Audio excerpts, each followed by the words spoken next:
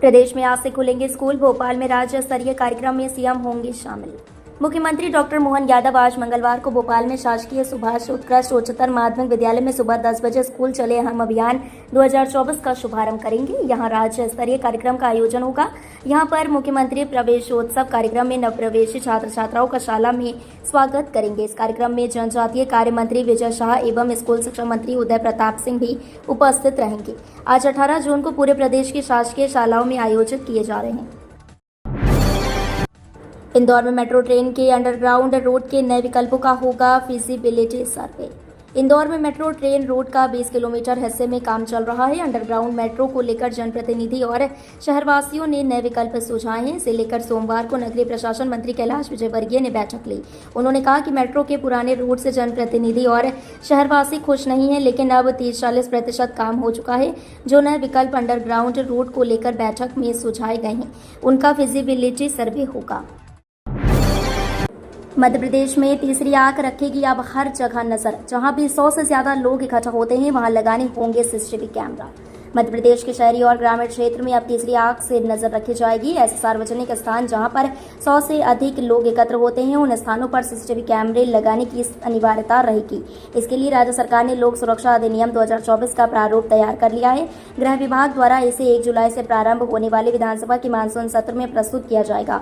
इसमें college, school, mall, restaurant, अस्पताल सहित उन स्थानों पर संचालकों को सीसीटीवी कैमरे लगाने होंगे जहां भीड़भाड़ होती है। अग्निवीर भर्ती परीक्षा हर दिन 1000 अभ्यर्थी मैदान पर दिखाएंगे दम। भारतीय सेना में अग्निवीर भर्ती के लिए होने जा रही शारीरिक प्रवीणता परीक्षा में हर दिन औसतन 1000 अभ्यर्थी मैदान पर दमखम दिखाएंगे। जुलाई के पहले सप्ताह से प्रवेश पत्र जारी हो जाएंगे। अब तक की तैयारियों के मुताबिक हर दिन 10 अलग अलग जिलों और अलग अलग श्रेणी के अभ्यर्थियों की भर्ती होगी। सबसे पहले जनरल ड्यूटी के अभ्यर्थियों को मैदान में दौड़ाया जाएगा। शारीरिक प्रवीणता परीक्षा के लिए ग्वालियर के दिव्यांग खेल स्टेडियम को चुना गया है। तैयारियों को फाइनल टच दिया जा रहा है। आयुष्मान कार्ड वाले मरीजों को हेलीकॉप्टर से दिल्ली मुंबई ले जाएगी एमपी सरकार। मध्य प्रदेश के मुख्यमंत्री डॉक्टर मोहन यादव ने आयुष्मान कार्ड धारक मरीजों को लेकर बड़ा ऐलान किया है। उन्होंने कहा है कि अगर कोई आयुष्मान कार्ड धारक मरीज उज्जैन या कहीं और भर्ती है और उसकी हालत गंभीर है, तो उसे हेलीकॉप्टर से दिल्ली मुंबई ले जाया जाएगा। सीएम मोहन यादव ने एक कार्यक्रम को संबोधित करते हुए कहा, हमने तय किया है कि अगर कोई आयुष्मान कार्ड धारक मरीज उज्जैन या कहीं और भर्ती है, यदि उसकी हालत खराब है और उसे इंदौर या दिल्ली मुंबई ले जाना है, तो हेलीकॉप्टर से निःशुल्क पहुंचाएंगे। जन आंदोलन के बाद 29,000 पेड़ों को काटने की योजना सरकार ने टाली। राजधानी भोपाल के तुलसी नगर और शिवाजी नगर में 29,000 पेड़ों को काटने से रोकने जन आंदोलन के सामने सरकार को झुकना पड़ा। सरकार तुलसी नगर और शिवाजी नगर में विधायक और मंत्रियों के लिए आवास बनाने का प्रस्ताव लेकर आई।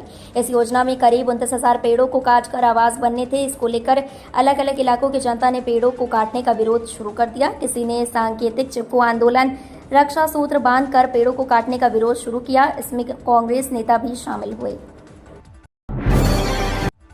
खुशखबरी, एमपी की इस यूनिवर्सिटी में साल में 2 बार होंगे एडमिशन। यूजीसी ने दी मंजूरी।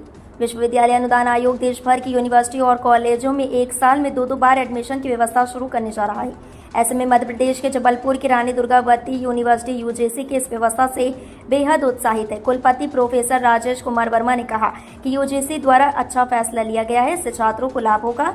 उन्होंने कहा कि मध्य प्रदेश के उच्च शिक्षा विभाग द्वारा जैसे ही इससे जुड़ा आदेश मिलेगा, रानी दुर्गावती विश्वविद्यालय में इसे लागू कर दिया जाएगा। किसानों के खातों में आज आएगा पीएम किसान योजना का पैसा।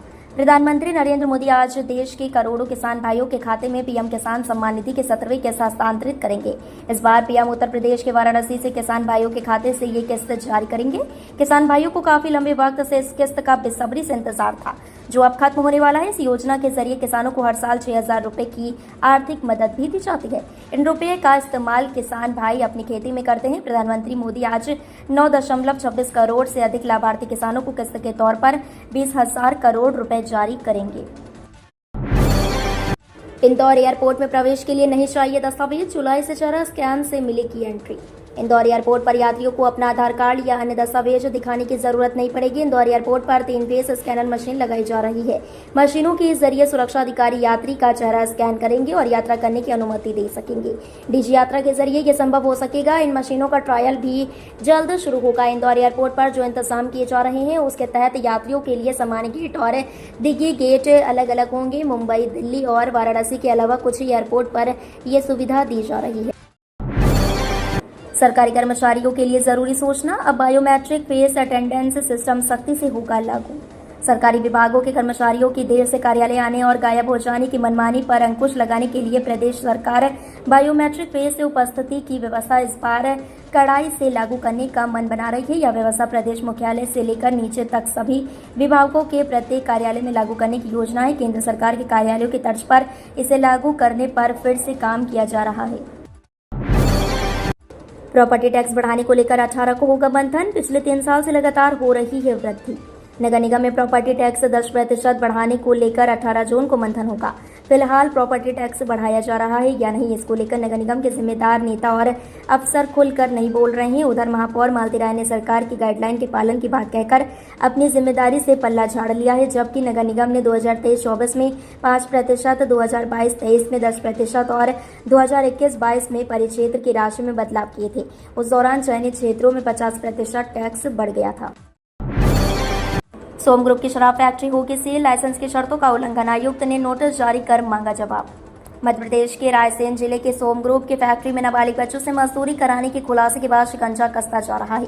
फैक्ट्री परिसर में आबकारी अधिकारी का कार्यालय होने के बावजूद फैक्ट्री में लगातार शर्तों का उल्लंघन किया जा रहा था।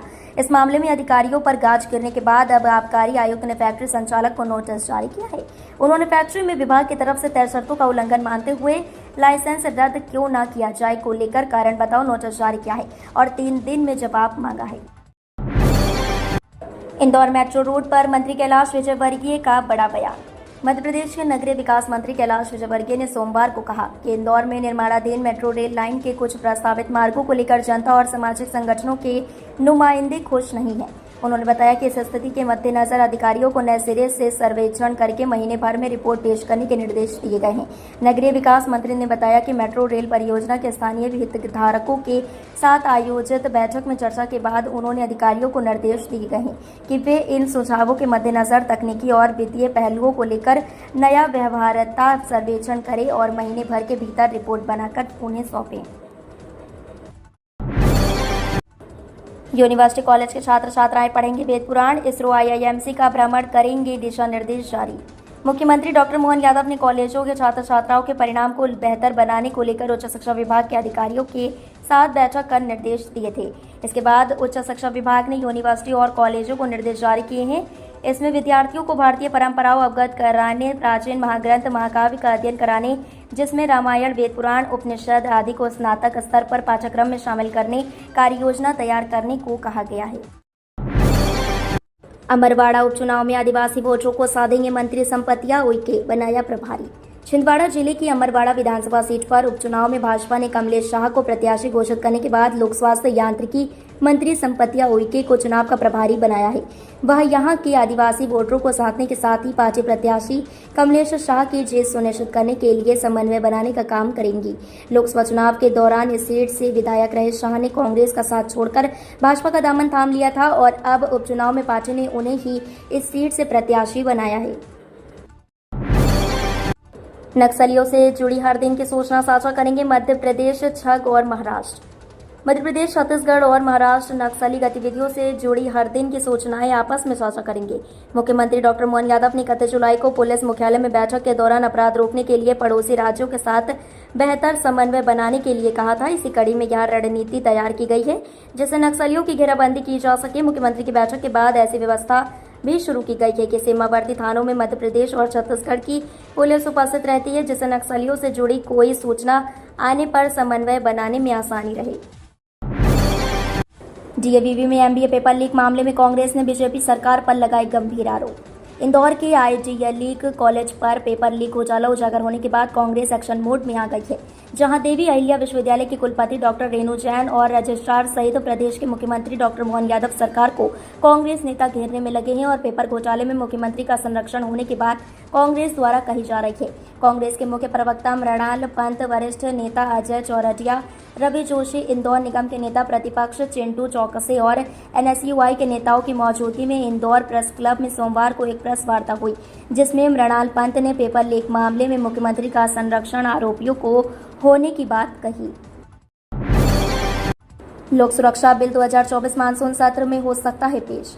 मध्य प्रदेश में लोक सुरक्षा बिल 2024 का प्रारूप तैयार कर लिया गया है और पूरी उम्मीद है कि विधानसभा के मानसून सत्र के दौरान इस बहुचर्चित विधेयक को पेश कर दिया जाएगा। गौरतलब है कि तत्कालीन शिवराज सरकार के कार्यकाल के दौरान लोक सुरक्षा कानून की तैयारी शुरू की गई थी और मुख्यमंत्री डॉक्टर मोहन यादव के सत्ता संभालने के बाद संभागीय समीक्षा के दौरान उन्होंने इस काम में तेजी लाने के निर्देश दिए थे। प्राचीन मूर्तियों से खुलेगा ललार गांव का हजारों वर्ष पुराना रहस्य। जिले की जनपद पंचायत पन्ना अंतर्गत ग्राम पंचायत ललार में प्राचीन सैकड़ों वर्षों पुरानी मूर्तियां देखी गई हैं। मूर्तियों में जानवर, महिला, बच्चों और देवी देवताओं की आकृति बनी हुई है। मूर्तियां स्थानीय शंकर मंदिर की चबूतरे के चारों तरफ लगी हुई हैं। जानकार बता रहे हैं कि यह मूर्तियां लगभग 10वीं शताब्दी की हैं। ये मूर्तियां देखने में बहुत ही प्राचीन और ऐतिहासिक प्रतीत होती हैं।